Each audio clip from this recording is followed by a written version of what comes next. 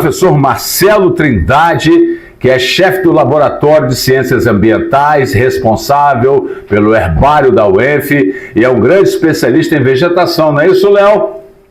É isso aí, bom dia, professor Marcelo, prazer ter o senhor aqui com a gente. Bom dia, eu que agradeço aí o convite, você, ao Paulo, e também dou um bom dia a todos os ouvintes. Professor, a gente sabe que hoje é Dia Mundial do Meio Ambiente, hoje é Dia da Ecologia. As pessoas confundem meio ambiente com ecologia ou é a mesma coisa? Então, bom, ecologia é o ramo da ciência que estuda as relações entre os seres vivos e o meio ambiente, né? Então, tem a ver, né? Quando a gente fala meio ambiente, na realidade a gente deve pensar numa coisa ampla, né? Que envolve não só a parte ambiental, mas todos os seres vivos, inclusive o homem. Perfeito. Professor, vem aí a 30ª Conferência das Partes da Convenção Quadro-Nação, né, das Nações Unidas sobre a Mudança do Clima. É a COP30 que vai ser realizada em Belém, entre 10 e 21. O que esperar da COP30? Porque a gente tem COPs aí e nada é feito, né? Então, pelo que está se já ventilando, eu acho que a gente não está muito otimista pelos resultados, né, que devem surgir. Porque vários países, na realidade, não estão cumprindo e efetivando realmente as metas e fazendo boas ações, né?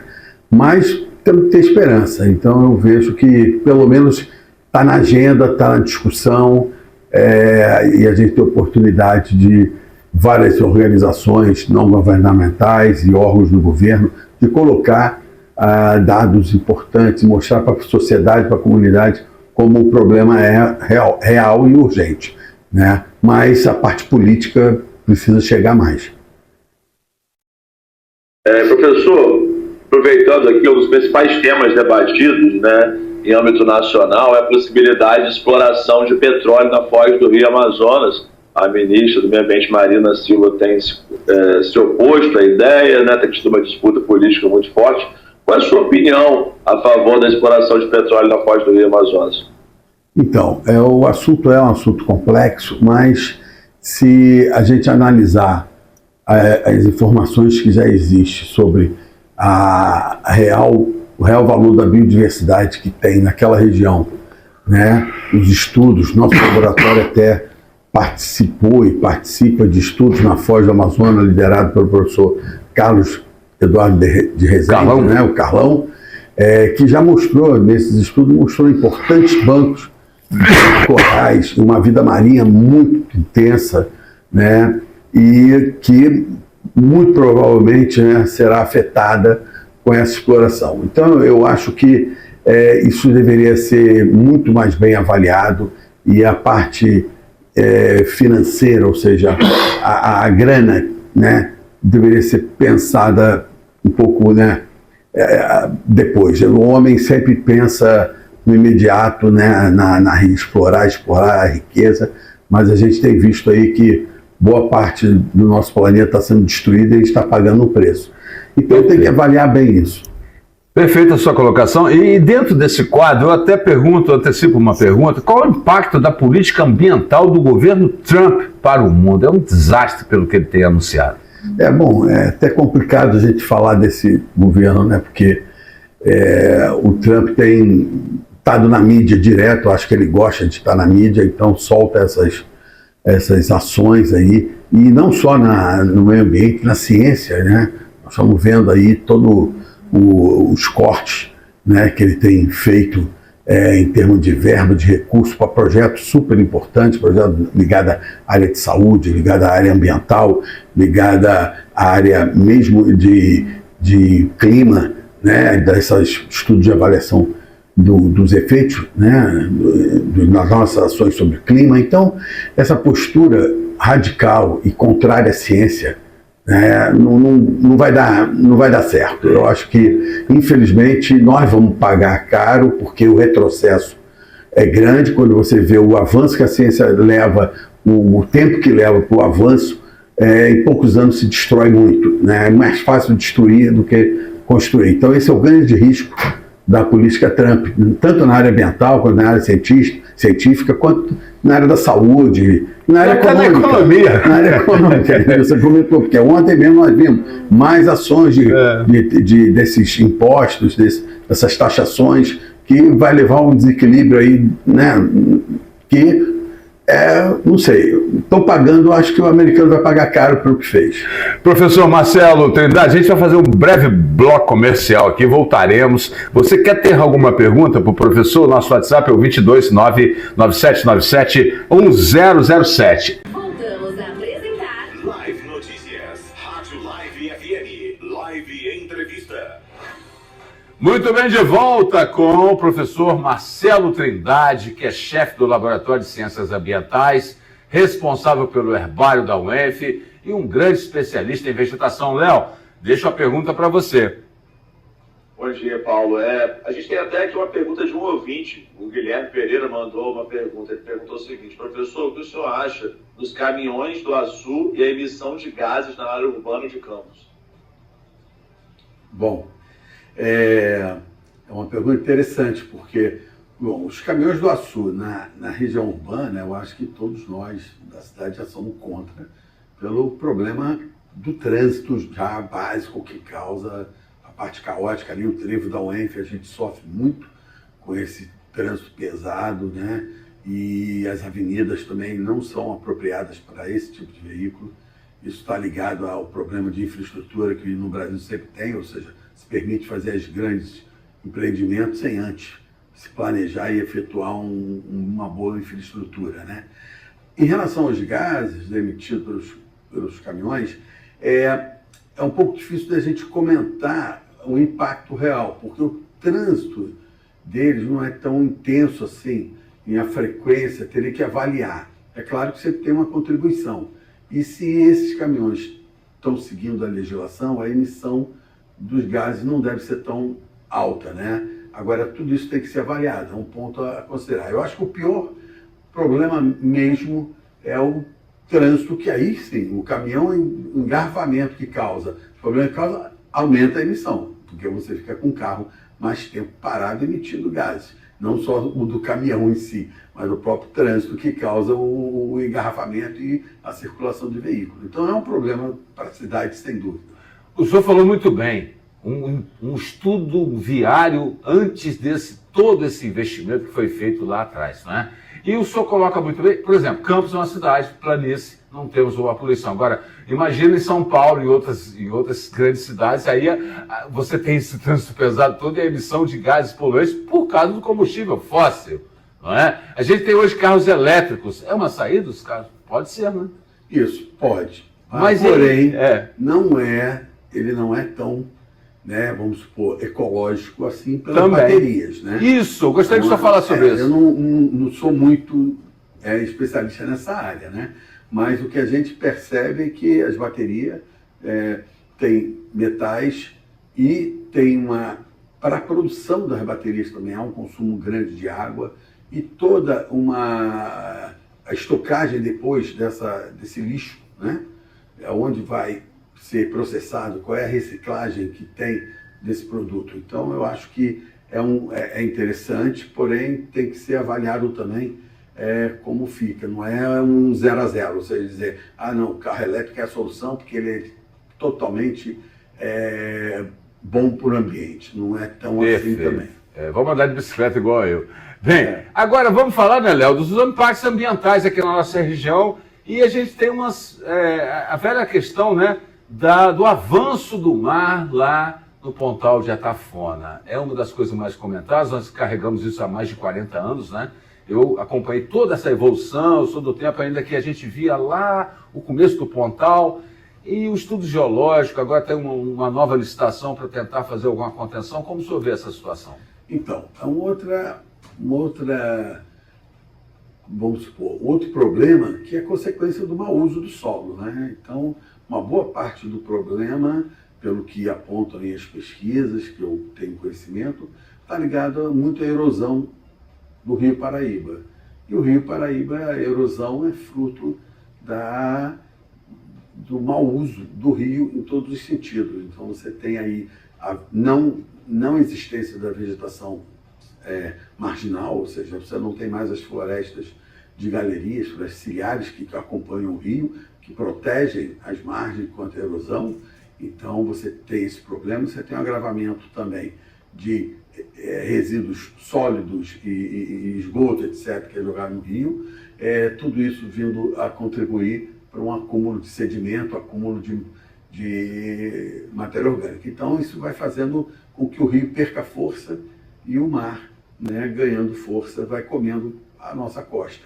E o problema também com os próprios manguezais. Se a gente não protege os manguezais, né, que faz a proteção também, então você vê que na Foz do Paraíba também não tem uma ação efetiva de proteção do mangue, de tentar dar uma melhorada naquela situação. Então é problemático.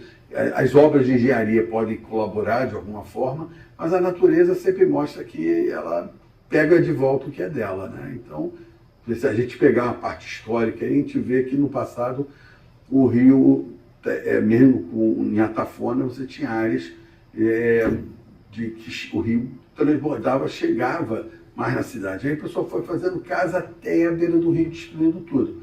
Então, complica a situação. Aproveitando, professor, que a gente está falando sobre o Rio Paraíba, é possível fazer alguma coisa para que o rio esteja apropriado para banho aqui na área urbana de Campos do Goytacazes? Então, o Rio Paraíba, né, nós temos a nossa posição geográfica é Baixo Paraíba, então a gente pega tudo que vem lá de cima também, né?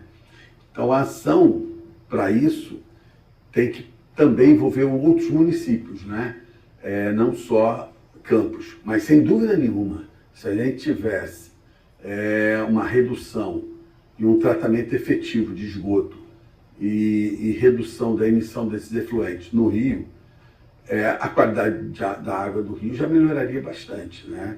Agora, é claro que outros municípios têm que estar envolvidos nessa cadeia, porque o rio vai trazendo água de cima para baixo. Então, a gente está na ponta, né?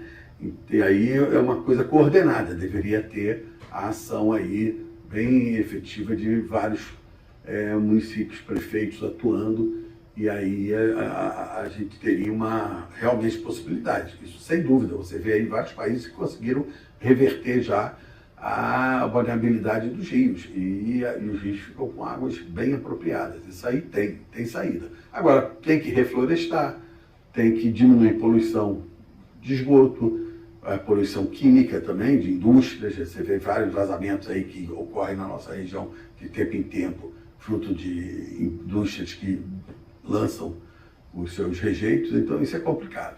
O senhor lembrou bem, né? A pergunta do Léo também. Nós tivemos a despoluição da Baía de Guanabara por conta das Olimpíadas. Agora, na última Olimpíada, o Rio, né, em Paris, teve gente que passou mal na prova de triatlo, não é? Então, o problema mundial é um aquecimento global inteiro, né, professor? O mundo está em ebulição pela ação humana, né?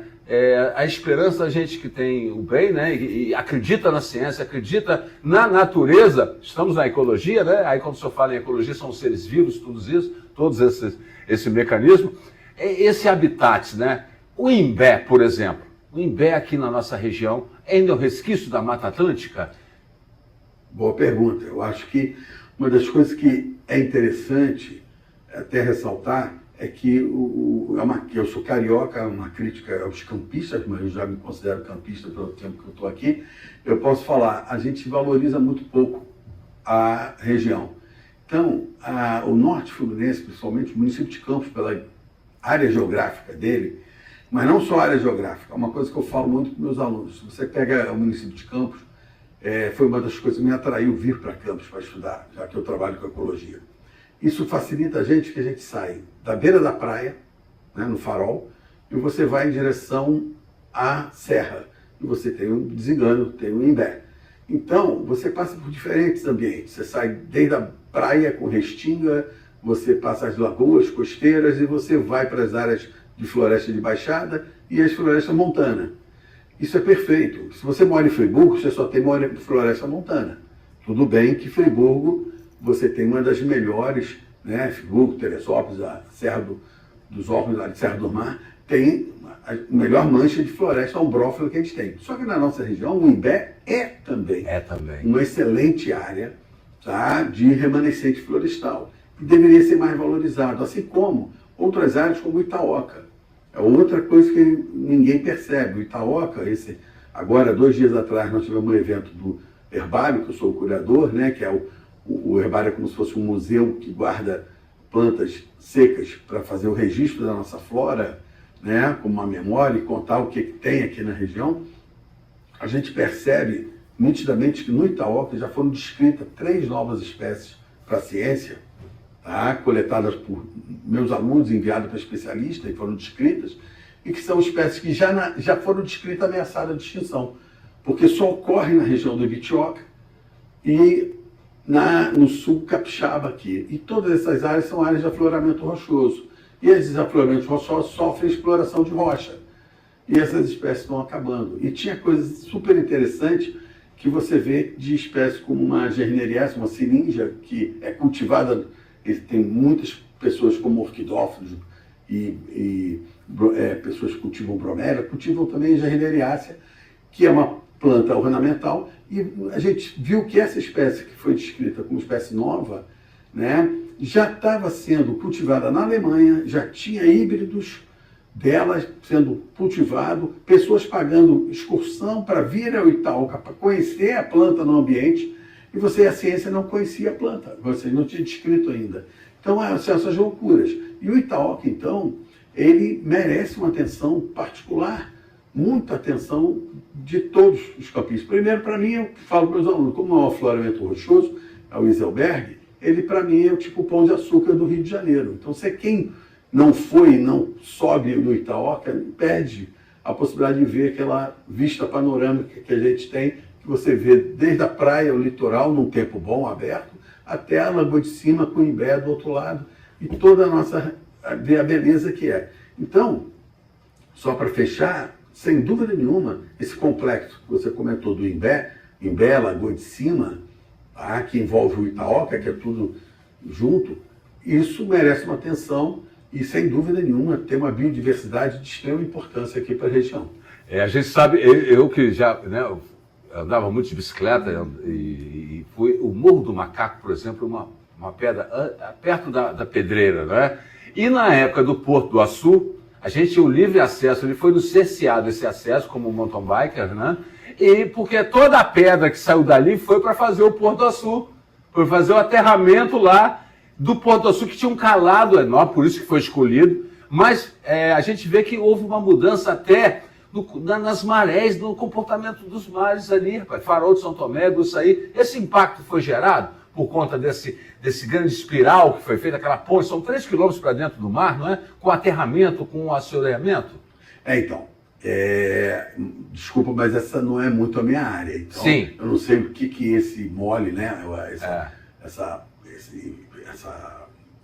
ponte que você falou de pedra que colocaram, né, para fazer o porto, o que isso provocou. Sem dúvida nenhuma, pelo pouco que eu sei de alguns alunos meus, os surfistas gostaram. Ah, sim, sim. O point ficou bem melhor para a onda. Como era o arpoador uns anos atrás, lá no Rio de Janeiro, né? Isso.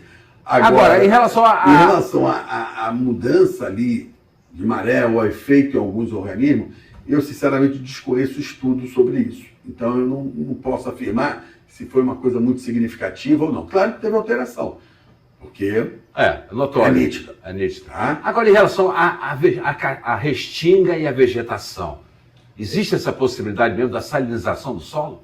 Não, então, isso aí eu acho. Ou já caiu essa? Não, eu acho que não tem muito fundamento. O que teve é que você, numa construção, em determinado momento, eu acho que pelo processo de retirada da areia para a construção e jogar num outro ambiente, você está levando, porque essas areias do lençol freático têm influência, quando é muito próximo, de água marinha, então fica um lençol salobro, né? Salobro. E você joga, pode contaminar. Mas eu não sei se realmente o impacto é tão acentuado assim, tá? Se continua. Teve um problema há um tempo atrás, mas eu acho que já não...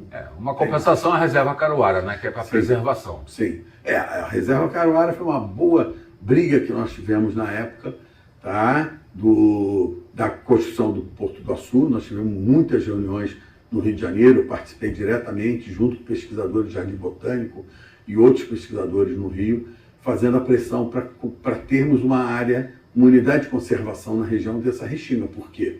Porque a restinga do complexo que eu falo, Gruçaí-Quipari, Açu, essa restinga, ela é uma das maiores do Brasil, porque você tem quase 30 quilômetros que tinha no passado, que agora é muita propriedade rural e foi degradado, mas era uma das maiores restingas e ainda representa uma das melhores manchas de restinga que a gente tem. Então, sem dúvida nenhuma, tem e tinha que ser conservada. E aí a gente teve muita discussão na época para incentivar isso. E eu acho que o modelo, até veio um modelo híbrido que veio interessante, porque nós tivemos 2 unidades de conservação criadas, o Parque Estadual Lagoa do Açu, né, Pelag, e a Reserva Caruara, e que é particular, porém, dentro da unidade, como uma característica de unidade de conservação. Então, esse modelo misto, eu acho que tem funcionado e é interessante, entendeu? E aí nós temos a nossa restinga conservada e realmente é outra área que merece destaque e todos os campistas e as pessoas do Norte Fluminense deveriam se vangloriar de ter uma restinga tão bonita como a nossa e tão importante para a biodiversidade. Professor, aproveitando que hoje é o Dia Mundial do Meio Ambiente e da Ecologia, o senhor quer passar algum recado para os nossos ouvintes? Então, eu acho que um recado que eu posso dar é que a gente tem que ser otimista e tentar mudar nossas condutas, né? Eu tento também, eu sei que no dia a dia eu peco muito, eu brinco com meus alunos, que muitas vezes eu uso o carro mais do que deveria, né? E que o dia a dia, a gente mudando as nossas condutas, a gente já pode colaborar. Agora, é óbvio que a questão, para funcionar mesmo, tem que ser uma política pública e tem que ter um incentivo. Então, é difícil a gente falar de usar menos o carro quando você tem um transporte público tão ruim como a gente tem na cidade. É difícil você falar de você, eu vou comer produtos mais orgânicos e aí o produto orgânico ainda pelo mercado, o valor é alto e uma boa parte da comunidade ou da população não pode, né, adquirir o produto orgânico. Mas a gente tem que lutar, tem que continuar brigando por isso. Usar menos plástico, porque está aí as evidências do problema do microplástico para todos e a gente não se toca muito disso porque a coisa é gradativa e não é tão visível para a nossa saúde, mas a gente já tem vários estudos mostrando como já está. Então não é só o problema da biodiversidade, do plástico na boca da tartaruga, causando problema para a tartaruga. O problema está nosso mesmo no fígado, dentro dos rins, fígado, órgãos, e dando doença para a gente. Então são várias ações. Eu acho que o complicado é o modelo econômico. Enquanto o ser humano continuar com a ganância e ver a parte econômica na frente de tudo, a gente vai pagar o preço. E aí tudo bem, muitos pensam que a gente é super-homem, que consegue sempre mudar o mundo e o mundo ficar do jeito que a gente quer e tudo bem. Eu não penso assim e acho que não é por aí. Eu acho que a gente deve tentar reverter isso ao máximo. Léo, a gente quer agradecer o Marcelo Trindade, né, pela essa excelente entrevista. A gente está, né, batendo, a rádio tem essa preocupação ecológica, né, a gente tem aqui sempre esse viés, porque, como o senhor disse, a luta continua, a gente tem que continuar acreditando que o mundo pode mudar e que os homens, né, possam fazer a sua parte, cada um fazendo a sua pequena parte. É isso aí. Eu agradeço muito o convite, estou sempre à disposição e vamos festejar o meio ambiente, embora não tenha muita coisa para festejar, mas tem melhorado. Eu acho que eu sou otimista que há 30 anos a gente tinha muito mais dificuldade para falar de meio ambiente e ações efetivas ocorrendo. Então agora, pelo menos, está na pauta aí do dia de todos. Obrigado. Obrigado, professor. Prazer. Aí daqui a pouco a gente volta com mais música e informação na medida certa para você. E você vai conferir também, depois na íntegra, a nossa entrevista no YouTube da Live FM, também cortes no Instagram, não é isso, Léo? É isso aí, Live FM, onde você estiver. Rádio